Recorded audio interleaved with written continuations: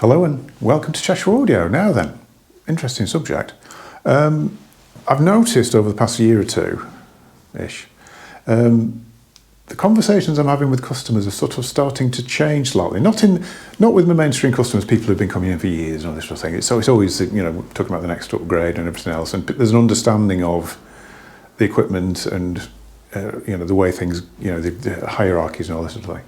What I've noticed recently, and I think it's because there's an awful lot of people who are coming back into this as a hobby, who perhaps had a system in the 70s, 80s, 90s even, then had children and sort of stepped away from it for financial reasons or space reasons or time, usually time reasons in my case, and now want to come back into it, or perhaps they've been into AV. That's the other thing. A lot of people got into AV and then really sort of want to get back into the records and just a simple stereo system again. And for some of those people, it's a bit like stepping through a 40-year, through a vortex and jumping 40 years. I wouldn't have thought, really, in what you would call sort of proper, is probably a bit pretentious, isn't it? But in specialist equipment, I wouldn't have thought things have changed very much. I mean, in the mass market, yes. If you look at the music centres, how they evolved into mini systems, and then you had all the iPods and all this sort of thing that came from that genre for the, music for the masses, which is a great thing. But it's a different thing to the specialist side of it. Like I said, I wouldn't have thought there'd been much change, but through the eyes of somebody who's been out of it for 40 years and then come back in again, there really is. And let me just show one particular thing which has cropped up a lot recently. And it's taken me by surprise because it's a conversation I've not had with customers for 20 or 30 years. Literally 20, 30 years with never being asked the question to almost daily being asked this question. And let me just show you around the shop. Imagine yourself as a new customer looking for an amplifier. We've got Riga Brio. Exposure 2510. Subbed an A21L, is that? I can't remember. Riga LX, Exposure XM3, Atoll IN100, subbed an A21 SE, Riga Athos, and the Simple Italy. What have they all got in common? What's the point? What's missing from all those amplifiers that somebody from 1970, 80 might be used to seeing? Tone controls. Actually, yeah, tone controls. And sort of features as well. And some people, it really, really confuses them. I've had a couple of people who've actually bought amplifiers off me, got them home, and then there's been a panic phone call. Where's the bass and treble? How do I adjust it? And the classic one, which at first sort of made me smile a little bit, but then again, why would anybody understand the intricacies of this, that, the other? Why would, it's something they're expecting to see and it isn't there. And I've had a few people say to me, how does it know what the bass and treble is? Is there some circuit inside that works it out automatically? And I can kind of understand that because it's like I say, it's a familiarity you're expecting to see. It's a bit like getting to drive a car and there's no gear. It's like getting into an electric car and saying, well, where are the gears? How does it know what gear it's supposed to be in? It doesn't have any gears. So that's the subject of today's video. I'm going to banner it under cozy chat, I think, really. I think I've not done a cozy chat for a while, but this is that kind of sort of subject, really. So, talking cozy, I'm going to go and sit upstairs. Yeah, so tone controls. Why do people think they need tone controls nowadays? I think there's a little bit of remembering back to systems of old, and I think this is quite a controversial thing to say, but I think the perception of what hi-fi should be was different in the 60s and 70s to what it is now. I think there was very much a bias towards, this. Well, I think there was a definite thing that the speaker was the most important part of the system. I mean, nowadays it's source, amplifier, speakers in that order. You get the very best signal you can off your recording with your record player, and the amplifier makes it louder, and the speakers just relay it into sound. Back then it was, well, the speaker makes the biggest difference, which it does. It's completely right. It does. Speakers do make the biggest difference. If you put a much bigger pair of speakers on, you'll get a really big difference in sound. You don't necessarily get an improvement, but you do get a really big difference in sound. Where you get the improvements is at the source, but back then, the whole source thing hadn't really happened. It was people that didn't appreciate or really understand the fact that a better source would give you a more realistic sound, a more enjoyable sound. So it was all about the speakers, and with speakers it was all, basically how big the drivers are, how loud it goes, all this sort of thing. I mean, just as an example, speaker drivers, the size of bass units. Nowadays, 4, 5, 6-inch drivers are the norm. 8-inch is really unusual. Anything bigger than that, and you're getting into really high-end, high-value speakers, into 5-figure, things like Fine Audio. What's it called? Vintage 15s are about £30,000, but they have a 15-inch driver. Really, still a very unusual thing. Back then, in the 80s, I bought a pair of AR18 acoustic researchers, budget speaker, one of the cheapest you could buy at the time that was a proper hi-fi speaker, 8-inch driver. You didn't see anything smaller than that. And all the budget speakers had 8-inch drivers, and then you went onwards and upwards from there. 10s, 12s, 15s, 18s were quite standard. IMS speakers, big transmission lines with 10s, 12-inch drivers. And what that gives you, when you hear about people talking about the 70s sound, that's what it gives you. It gives you this big sort of room-filling bass. It's like I think the controversial bit here is I think it was more of an effect. It wasn't really they weren't really attempting to reproduce the musical signal as was on the recording. It was creating an effect from the actual signal that was on there. Because people like bass. I mean, it is a thing. People like the low frequencies. It's quite a nice effect. Keeping it under control is a different thing entirely, and that sort of came later on, really. But so if you had a big pair of speakers like that, amplifiers were having a bit of a tough time of it. I mean, it was. And what you found then was amplifiers would have a multitude of features to try and sort of compensate for what they were trying to drive, I suppose. I mean, this is sort of a simplistic view of that time, I suppose. If you've got speakers with big drivers are very difficult to make stop and start accurately. So you need amplifiers with loads of drive current and all this sort of thing. Back then, they were more biasing towards watts per channel because that was something that they could sell their amplifiers on, how many watts they had, or this sort of thing. So to kind of counter that, probably because it was at the time it was seen to be a necessity to make hi-fi sound linear, you'd have a tone control on there. You'd have bass and your treble. Sometimes you'd have bass, mid, and treble, because then you could try and adjust for the fact that the speakers weren't being driven particularly well, but you could adjust it to make it sound like it was a linear sound. You'd have loudness controls, because when it was quiet, the amplifier wasn't really keeping a grip of the drivers and there was no bass, so you'd have a loudness which boosted the bass at low levels, so it sounded linear. And when it was quiet, I've even seen loudness controls that have multi-step. You could sort of turn it up and have all different levels of loudness.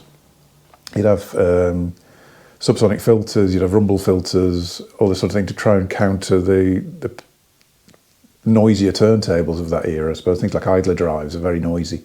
Very good at keeping pitch, actually, idler drives, but they're noisy. They do create a rumble and you could hear it through the speaker, so you'd have something to filter that out. You'd have VU meters, so you know how many watts you were using. I must admit, I like a VU meter, but they don't really serve any purpose, to be honest, other than making your amplifier sort of overly fussy and affect the sound. So that's kind of where it came from. The fact that you almost needed them to make the system sound something like, really. I mean, I remember I had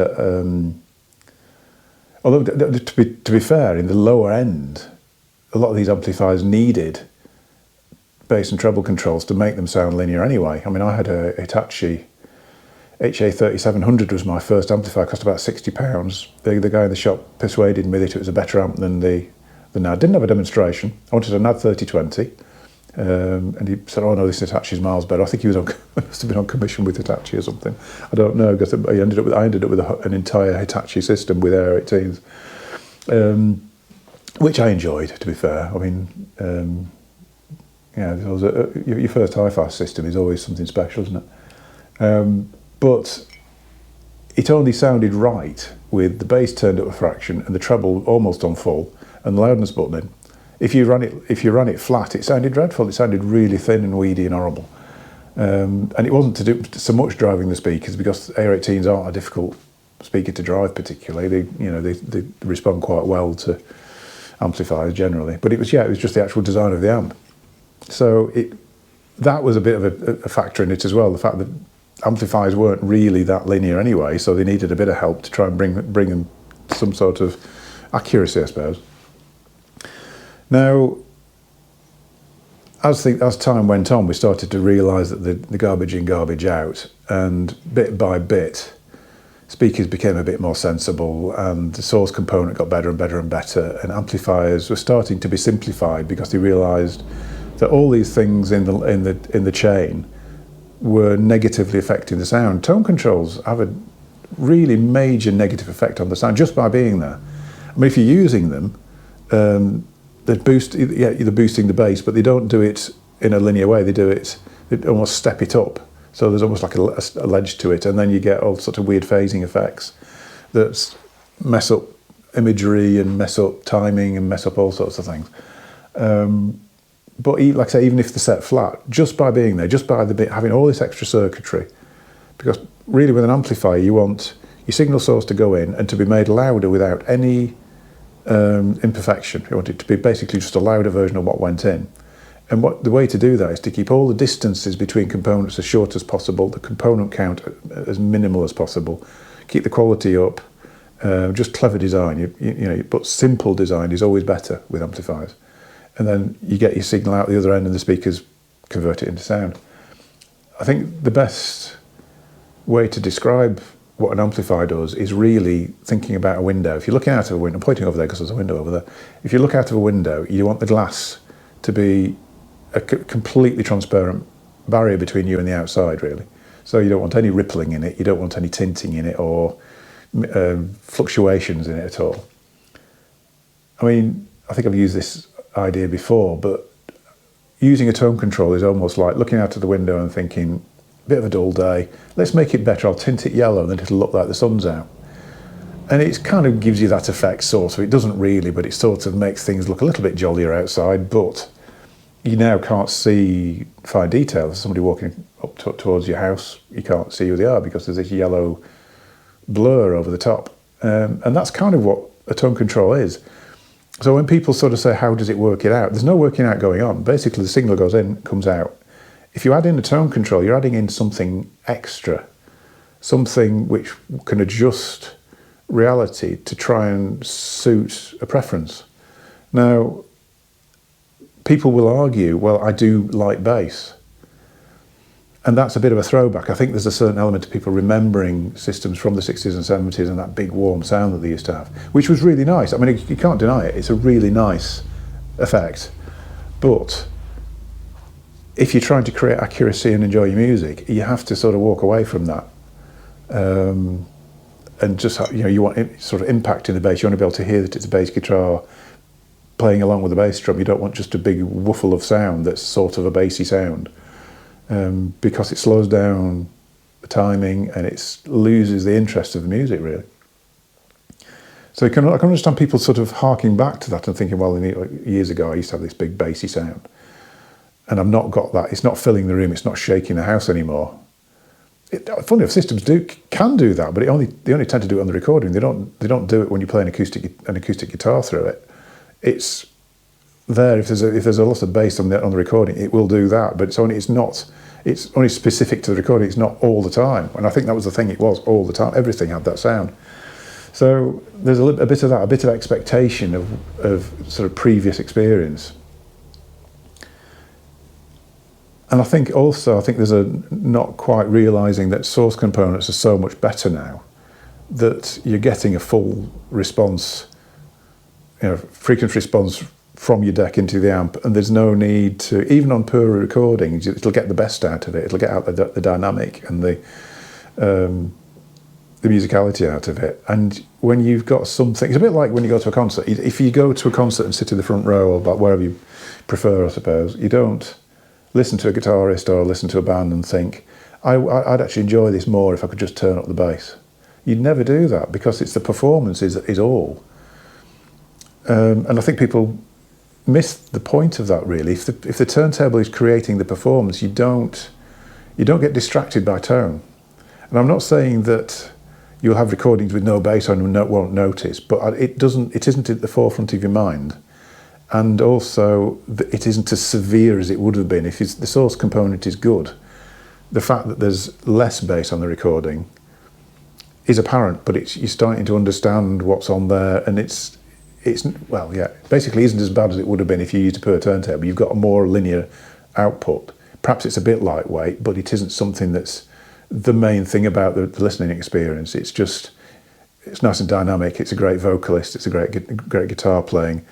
And there's not as much bass on this as some recordings, but you don't really notice it. It's a difficult thing to explain to people, because people will say, I've had this a few times, but I've got recordings that need the bass turning up. And that's generally because they haven't heard their recordings on a good system that's got a really good source on it, a really good source component. So whether I'm explaining this as well as I intended to, I don't know. Difficult one. I must admit, this recording has taken longer than expected. I actually recorded this last week. Didn't have time to edit it. Left it on the computer. The computer then decided to do a Windows update. I managed to restore the files, but for some reason the files had lost all the sound, so I had to start again. And this week, even though it's been very quiet actually, it's been a really quiet week. That's because it's been so warm. I've not had I keep getting time-consuming jobs I need to sort out. So, or waiting for people to come in. I don't tend to do a video if I know somebody's on the way in, because, it's in the back of your mind somebody might walk in. So it's taking. So sorry about no video last week. It all went wrong anyway. So hopefully the tone control thing. Basically, I think there's a bit of a throwback to people expecting this 70s sound, which doesn't really exist nowadays. We've moved forward from that. We've now got a nice dynamic, involving sounding hi-fi that holds your attention, makes you appreciate a broader band of music rather than things just with a lot of bass on. And you can't really bring that back in, that effect, without killing where we've got to, really. I mean, the people talk about adding subs in and things like that. You can add subs in to hi-fi systems, but only if they're doing the bare minimum. I've said this before with the subs. You only add a sub into a system if you're happy with the bass response, which is completely counterintuitive. But if you've got speakers which aren't driving into, perhaps you've got room acoustic or something, and your speakers are quite cut off. Perhaps you've got little monitors or something like that, and they don't have a great bass response. You can't fix it by adding a sub. We'll get back to this 70s effect. It gives you bass, and it's lovely for a bit, but you just get bored of it because it drags the music down with it. The way to add a sub to a system is to have speakers that actually go down quite a long way anyway, and the sub will just give you that little bit extra. That just gives you that presence in the bass that's. Gives you a sense of scale and a sense of all this sort of thing. What you don't want it to be doing is actually trying to create bass further up the range, because they're not quick enough and they don't integrate well enough, and it just doesn't really work out that well, really. I've never heard subsats sound any good, but I have heard people with really high-end speakers which go easily down to 25-30 hertz with subs, and the difference when you switch them on is quite shocking, actually, how much better it is. But you have to have the speakers in the first place, because you don't want the sub doing too much. I've gone on to subs now, and I didn't intend to, but it's a similar thing. It's the more bass. I need more bass.